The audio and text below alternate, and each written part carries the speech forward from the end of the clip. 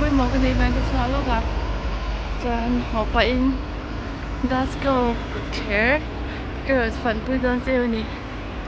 của lục tên là em bên này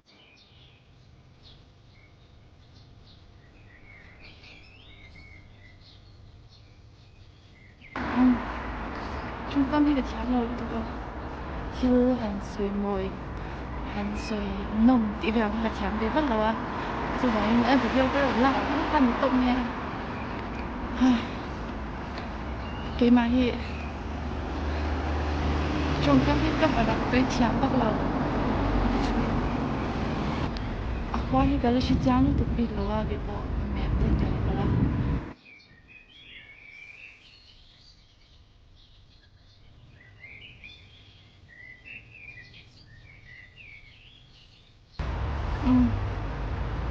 lagi kaum lagi Dobby Sloan anh itu yang lah mungkin tu Dobby Sloan jangan anh motor local chưa anh điều gì mà ông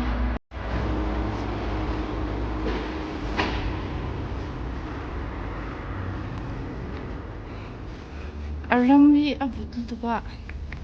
dia anh thỉnh đi ha nã xuyên bộ anh chọn thấy được yang cái dia vết khi na thỉnh tiếng plan nhắm tết tiếng chết số anh nã tụi nó cho dia thỉnh cùng ba hai chuẩn rồi nè anh rồi chỉ là hết dia azar về anh thôi rồi biết chọn rồi biết chọn là ba mà sẽ nã anh thì nó như khi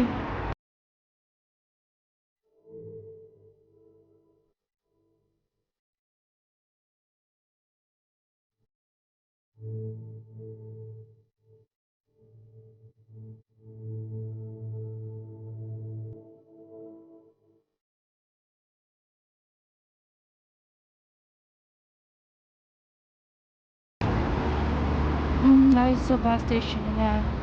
Glasgow bus station liền bờ Buchanan bus station Swan lagi Buchanan Street itu kan itu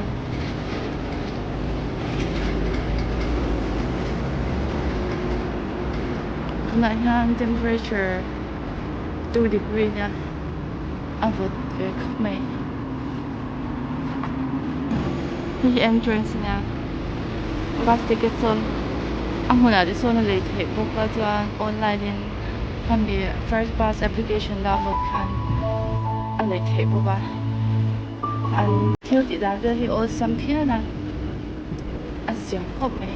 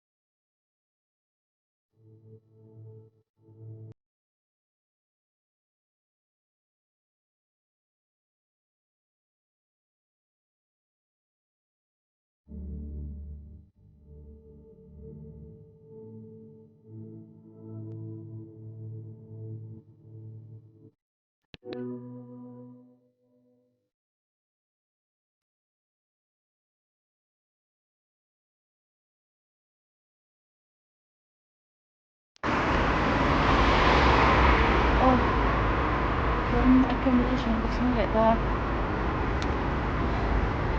avot to ba hindi upo ko kay thaigan kina hata lumina asyan ay ay jahan ay